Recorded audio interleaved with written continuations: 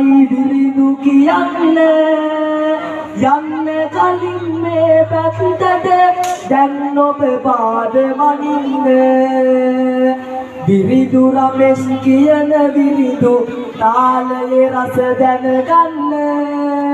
එන්න කාර්යාලේ වෙත සැමපෙන